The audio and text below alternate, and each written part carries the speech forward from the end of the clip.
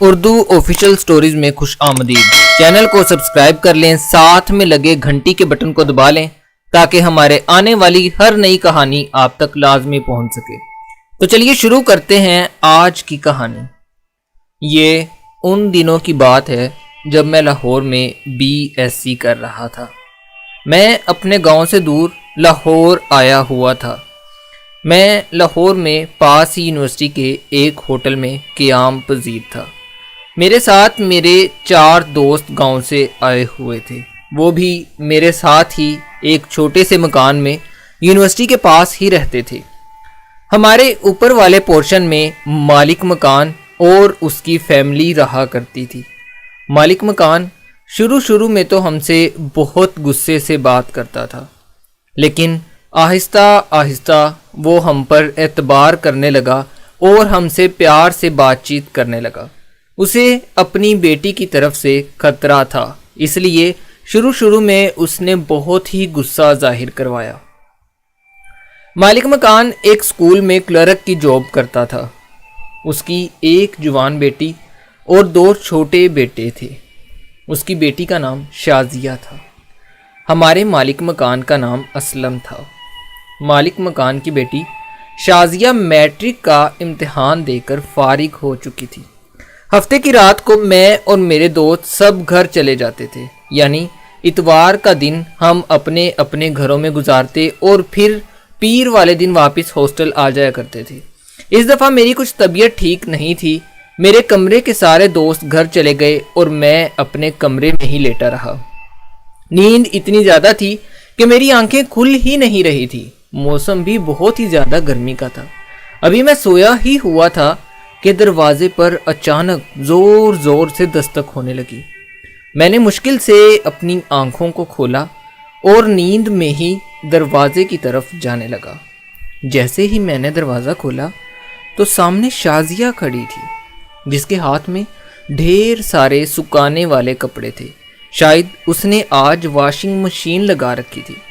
میں شازیہ کو دیکھ کر حیران رہ گیا، کیونکہ اس سے پہلے کبھی شازیہ اوپر نہیں آئی تھی۔ اگر کبھی کپڑے سوکھنے ڈالنے بھی ہوتے تو شازیہ کی امی آیا کرتی تھی۔ خیر، میں نے دروازہ کھولا اور واپس آ کر اپنے کمرے میں لیٹ گیا، کیونکہ ابھی تک میری طبیعت خراب تھی۔ ایسا لگ رہا تھا جیسے میں بخار میں مبتلا ہوں۔ کام سے فارغ ہو کر جب شازیہ واپس نیچے جانے لگی تو اس کی نظر مجھ پر پڑی۔ میں بے حال اپنے بستر پر پڑا تھا۔ طبیعت اتنی زیادہ خراب تھی کہ مجھ سے اٹھا نہیں جا رہا تھا۔ مجھے کچھ ہوش نہیں تھا۔ شازیہ مجھے دیکھتے ہی پریشان ہونے لگی۔ اس نے اپنا ہاتھ میرے ماتھے پر رکھا اور کہنے لگی کہ تمہیں تو بہت سخت بخار ہے، تمہارے سب دوست کہاں ہیں؟ میں نے شازیہ کو بتایا کہ تم پریشان مت ہو، وہ سب لوگ اپنے اپنے گھر جا چکے ہیں، یہاں میرے پاس کوئی نہیں ہے۔ میری کچھ طبیعت ٹھیک نہیں تھی، اس لیے میں گھر نہیں جا سکا۔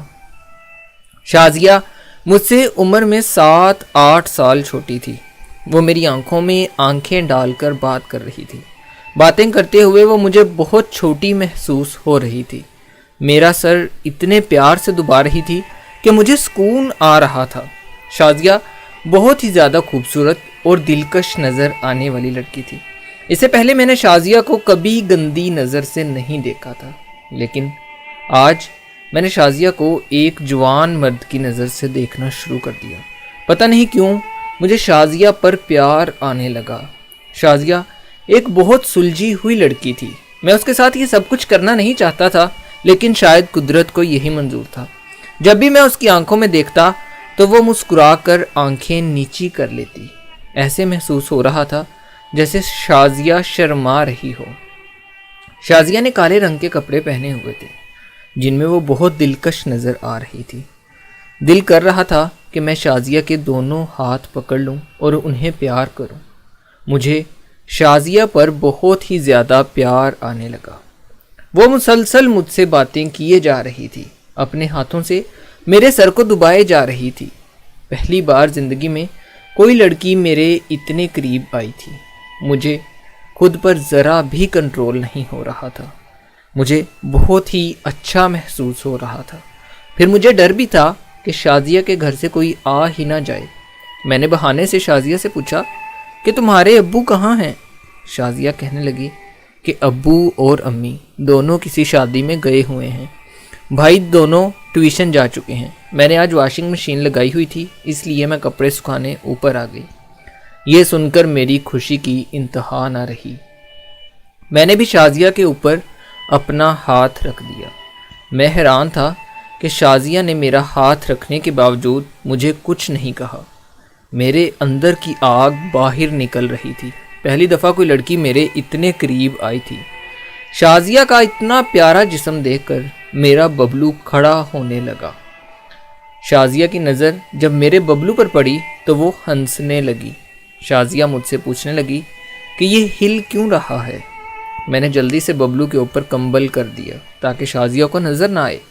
شازیہ میرے ساتھ بہت بری باتیں کر رہی تھی۔ شازیہ مجھ سے کہنے لگی کہ اس نے اپنے بھائی کا ببلو بھی دیکھ رکھا ہے۔ میں نے بہت حیران ہو کر پوچھا، شازیہ بھلا بھائی کا ببلو تم نے کیسے دیکھا؟ شازیہ کہنے لگی، ایک دن میرا بھائی سویا ہوا تھا تو اس کے اوپر سے اچانک کمبل اتر گیا اور اس کا ببلو باہر نکلا ہوا تھا۔ میں نے پھر بھائی کے اوپر کمبل دے دیا۔ میرے بھائی کو نہیں پتا، لیکن میں نے پھر بھی اس کا ببلو دیکھا ہوا ہے۔ میں اس کی بات سن کر مسکرانے لگا اور کہنے لگا کہ تمہارا بھائی تو ابھی بہت چھوٹا ہے، ظاہری سی بات ہے اس کا ببلو بھی چھوٹا ہی ہوگا۔ وہ بھی میری طرف دیکھ کر مسکرانے لگی۔ میں نے پیار سے اس کی طرف دیکھا اور اسے اپنی طرف کھینچ لیا۔ وہ بھی اس کام کے لیے راضی نہ تھی۔ میرے اس طرح کھینچنے پر شازیہ کے ہوش اڑ چکے تھے۔ خود کو مجھ سے دور کرنے کی بھرپور کوشش کر رہی تھی، لیکن میں نے بھی اسے بہت سختی سے پکڑا ہوا تھا۔ کچھ دیر کوشش کرنے کے بعد وہ ریلیکس ہو گئی اور میرے ساتھ لیٹ گئی۔ شازیہ میرے ساتھ بالکل ریلیکس ہو چکی تھی۔ وہ مجھے کسی بھی بات سے منع نہیں کر رہی تھی۔ شاید اسے بھی اس سب کی جلدی تھی۔ میں نے زور سے دروازے کو دھکا دیا اور دروازہ بند کر دیا۔ میں برسوں کا پیاسا تھا، یونیورسٹی میں پہلی دفعہ آیا تھا۔ میں شازیہ پر ٹوٹ چکا تھا، لیکن شازیہ کو ابھی اس کام کا کچھ نہیں پتا تھا۔ وہ ابھی عمر میں بہت ہی زیادہ چھوٹی تھی۔ شازیہ مجھ سے گھبرا رہی تھی۔ وہ مجھے پوچھنے لگی، مجھے کچھ ہوگا تو نہیں؟ میں نے شازیہ کو اعتماد میں لیا اور کہا کہ دیکھو شازیہ، میں تمہیں کچھ نہیں ہونے دوں گا، تم بالکل بے فکر ہو جاؤ، بس جیسا میں کہوں گا ویسے ویسے کرتی رہو۔ شازیہ میری بات مانتی رہی اور میں نے کام کرنا شروع کر دیا۔ میں انتہائی شدید انداز میں کر رہا تھا۔ اس کے منہ سے عجیب عجیب آوازیں نکل رہی تھی۔ میں نے آوازوں کی بھی پرواہ نہ کی اور زور زور سے تیز تیز کرنے لگا۔ وہ سمجھ رہی تھی کہ میں صرف ہاتھ پکڑ لوں گا، لیکن یہاں تو قصہ ہی کچھ اور تھا۔ میں خود پر قابو ہی نہیں پا رہا تھا۔ شازیہ کی ایک مسکراہٹ نے اس کو میرے نیچے پہنچا دیا تھا۔ شازیہ بہت ہی زیادہ نرم و نازک محسوس ہو رہی تھی۔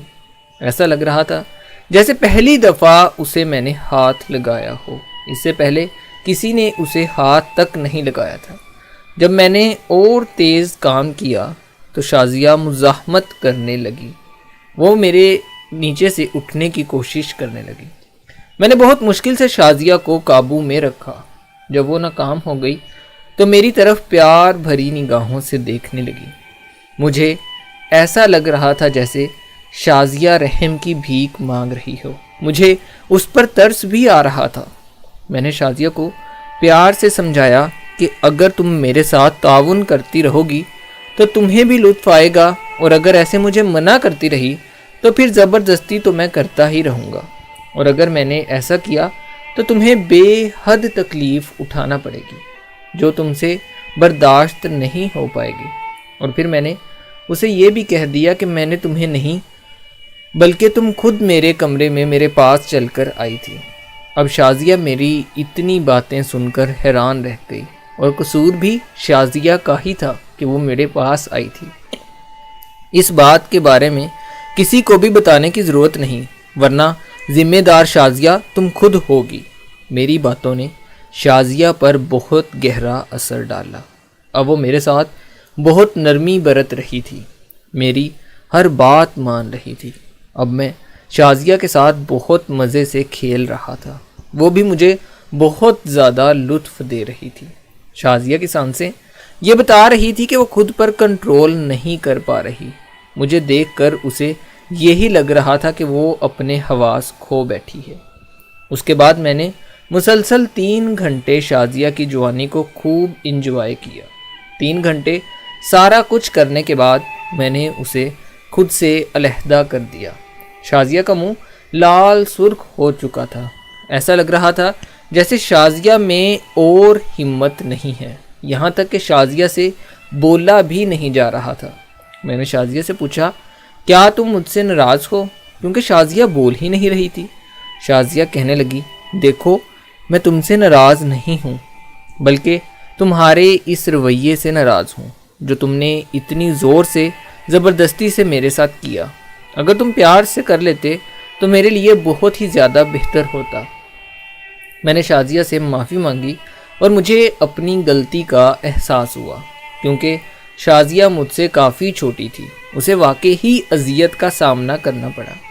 میں نے اسے کہا کہ آئندہ تمہیں ایسی بالکل بھی اذیت نہیں دوں گا۔ شازیہ میری بات پر یقین کر چکی تھی۔ اب شازیہ میری دوست بن چکی تھی، وہ مجھ سے بہت فرینکلی باتیں کرنے لگی۔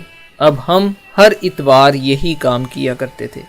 میرے سارے دوست اپنے اپنے گھر چلے جاتے تھے، لیکن میں ہاسٹل میں ہی رہتا تھا۔ جب بھی ہمیں موقع ملتا ہم ایک دوسرے کے ساتھ کافی دیر گزارتے۔ دوستوں، کہانی اچھی لگی ہو تو اردو آفیشیل سٹوریز کو سبسکرائب کر لیں تاکہ ہر آنے والی نئی کہانی آپ تک پہنچ سکے۔